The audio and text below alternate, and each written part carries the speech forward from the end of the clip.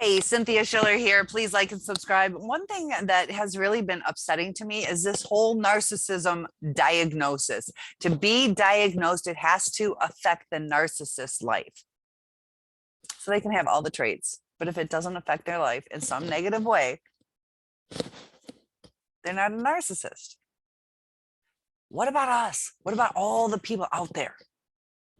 Um, you know,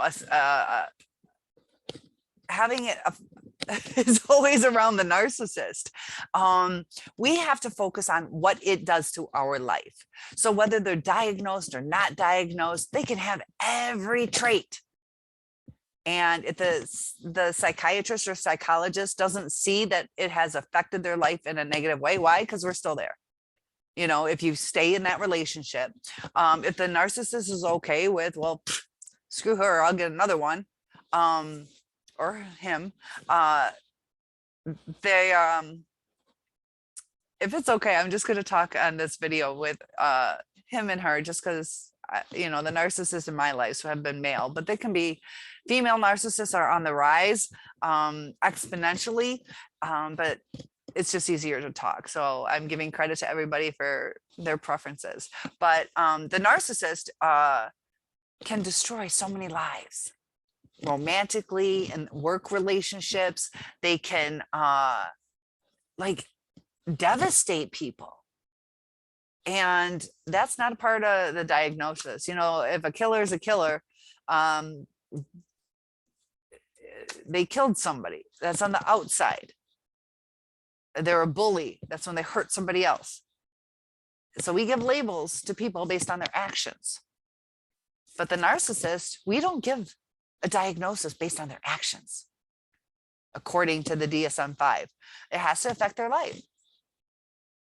We call a bully, whether it affects their life or not. We call a killer, whether it affects their life or not. But we don't do that with the narcissist. So if we're sitting here wondering, are they a narcissist? Are they diagnosable? We know the traits. Some of those traits overlap with psychopathy, with bipolar, borderline, the whole cluster B, sociopaths. Be aware of a psychopath. That is from birth. Sociopath is created. Narcissists are created over time. They are studying more about genetic links. There are some studies, like they've done twin studies on personality, that they have certain similarities. If they've been separated at birth, have never met each other, raised in different families, different situations. So there is probably some genetic component. But then we also have to take it into account, like fetal alcohol syndrome is on the rise. You know, all this meth and different kinds of drugs, and we're screwing society up. And don't screw your own life up wondering if this person's going to change. You know, there's times, yeah, you try. But we got to start looking at those red flags. We got to start taking stands for ourselves. We got to start setting boundaries. And there's only so much you can take, because if you take too much, you're going to lose yourself. And Sam Vaknin really has a good way of saying it, to where, you know, we come together with the narcissist and we're each other's mother, because we're giving the love that we want, that we crave.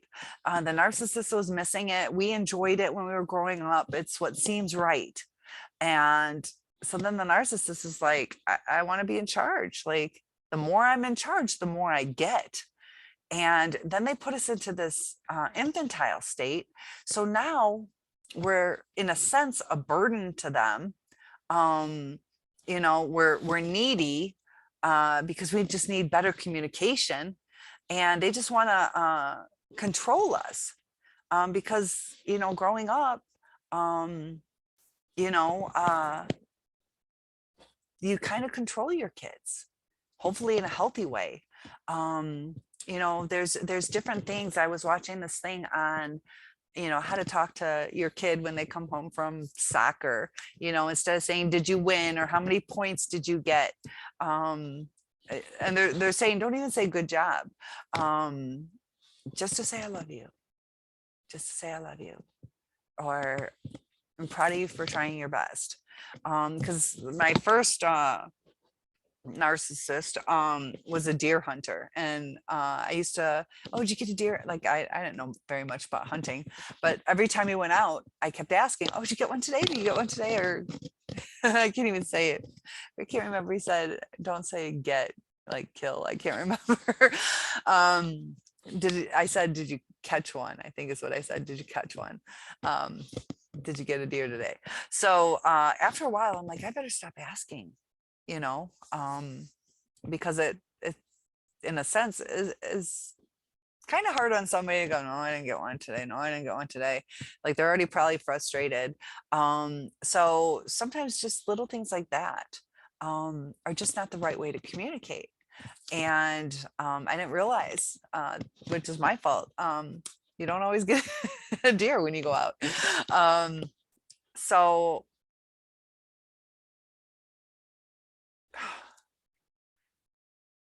I'm upset that there's no clear-cut answer on this mental illness that is infiltrating, especially America, all over the different worlds and things. And I saw another thing today where, this guy was talking about the different cultures, the different areas of the world where the girls, and it can be different ways too, but they're a little bit more old world than America, to where, the females are wanting to, and I don't know, we'll try to get into the males in a minute, but the females traditionally are wanting a husband, so they don't just sleep around. They want to make sure that, before they get like intimate, that they found a good person, that it is a person that they would consider marrying. And they had said in, the Western cultures that they ask the girls like, oh, so you're 19 now, the people that you've dated, would you ever consider marrying them? And almost all of them said no, and they're sleeping with them, so dating is a whole different thing. I hate dating because you go out, you don't sleep with them, you don't hear from them again. It gets really frustrating, and you have to be strong in yourself. That doesn't define whether you're worth something or not. They also did a study too, that the longer you wait before you have sex with somebody, the better a marriage would be, because they're investing and they're spending time with you. It's not just quickies here and there. If you have 20 minutes to see them, take that 20 minutes to get to know them, and make it a challenge a little bit. Don't be so available, because then they don't invest in you. They take it for granted. That's kind of human nature. There's times that we get caught up in that too. We sometimes need people to check us, but if we get checked, like, oh, you're right, I didn't realize that, sorry, yeah, you're right, I kind of expected us to do this way and I forgot, but we'll change it. The narcissist will throw a temper tantrum, but the males in the other society, a lot of them want a good woman, and some of them are, depending on where they're from, they're expected, or they think that, they can either purchase a wife, trade for a wife, or somehow they're going to get a wife, dowries and all that stuff. And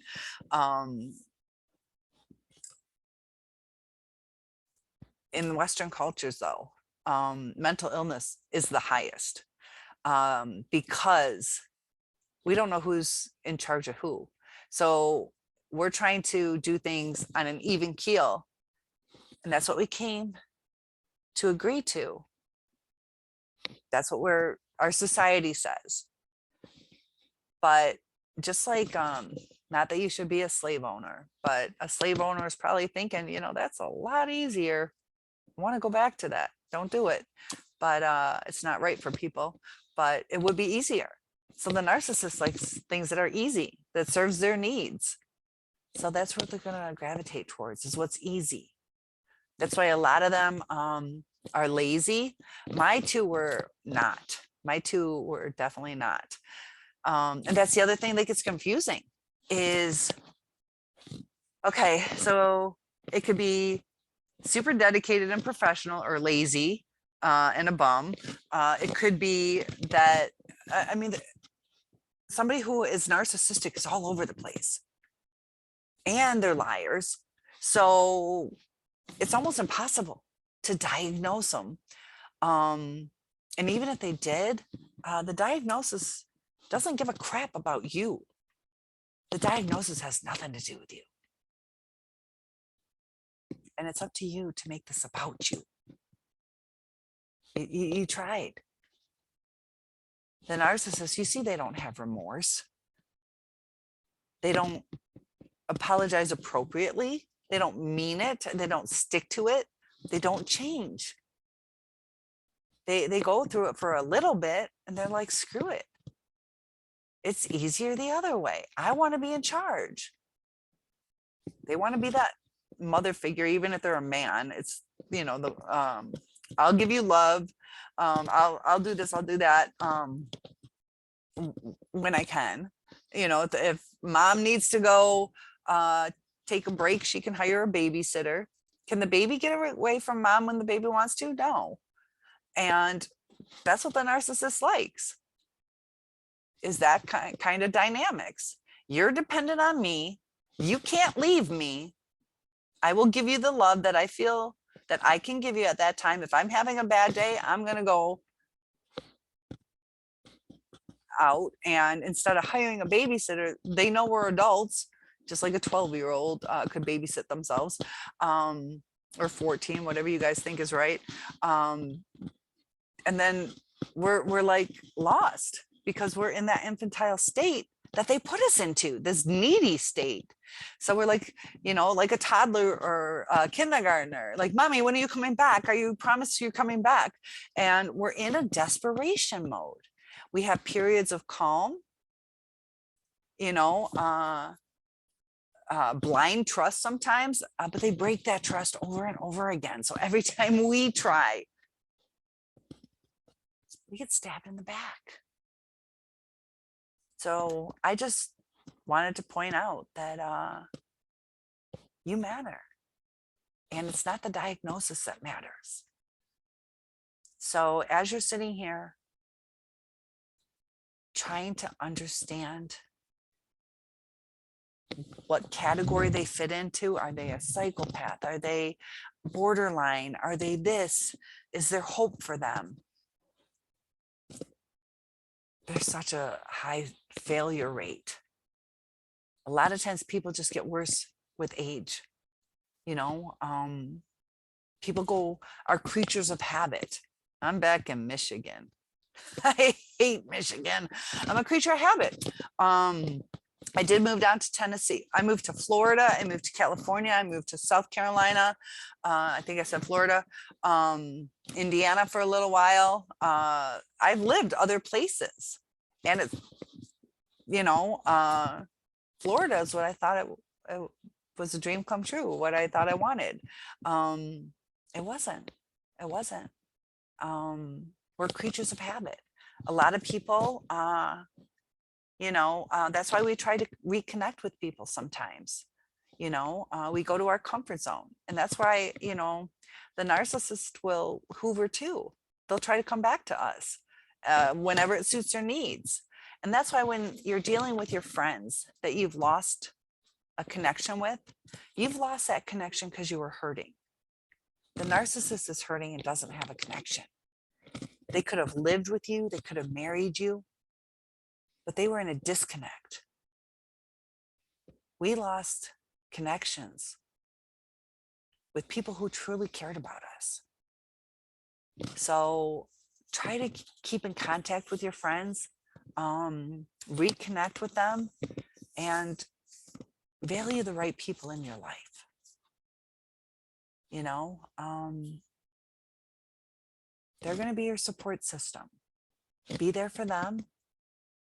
And that's a healthy relationship. So don't worry about what illness they have, or even if they don't. If a person doesn't have an illness and they treat you like a jerk, do you stay with them because they don't have a mental illness? They're just a jerk.